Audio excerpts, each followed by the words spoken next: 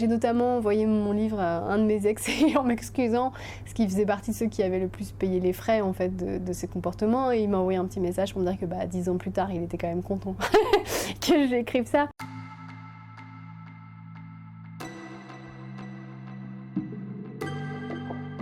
J'ai une famille qui avait tendance à me rabaisser beaucoup, etc. et qui m'acceptait vraiment pas pour ce que j'étais. Donc quand on arrive dans la vie comme ça, où on a été sans arrêt raboué, qu'on a vécu un trauma, qu'on n'a pas eu justice, qu'on n'a pas été accompagné, en fait on démarre dans la vie complètement flingué et donc toxique en fait. J'avais toujours besoin de raconter ma vie pour avoir des clés, des ceci, des cela, et puis j'avais vraiment tout essayé et un jour j'ai décidé de retourner la caméra et de regarder à l'intérieur de moi et j'ai réalisé que j'étais la seule responsable de mon chaos. J'avais des comportements toxiques.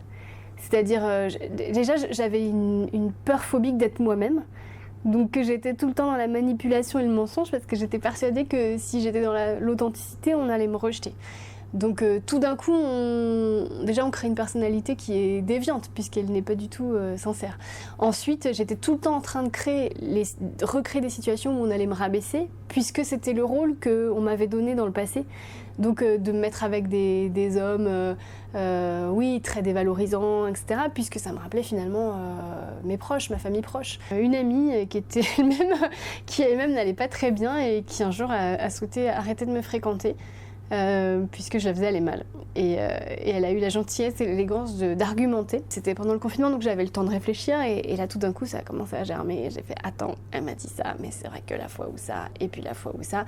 Et après le confinement, donc j'ai commencé à mettre tout ça sur papier, et j'ai commencé à agir. Au début j'ai pris sur moi, mais de la façon j'ai essayé de jouer la personne saine et à voir ce qui se passait quand je disais la vérité et que j'étais authentique. Et j'ai vu que ça payait cash en fait. Le bon côté des choses, c'est comment s'en sortir, c'est que du jour où on prend le chemin vraiment de l'authenticité, on voit que c'est génial, qu'il y a des fruits, que les gens sont... parce que l'énergie est différente. C'est le fruit d'une lente déconstruction. Mais aujourd'hui, je réalise que oui, je me mettais tout le temps dans des situations de merde parce que justement, ça me rappelait mon enfance en fait. J'ai donné de façon le plus sincère et le plus authentique possible mon vécu et mes réponses et moi ce qui m'a aidée. Et j'espère vraiment que... En fait, j'ai écrit le livre que j'aurais aimé lire quand j'ai découvert que c'était moi le problème.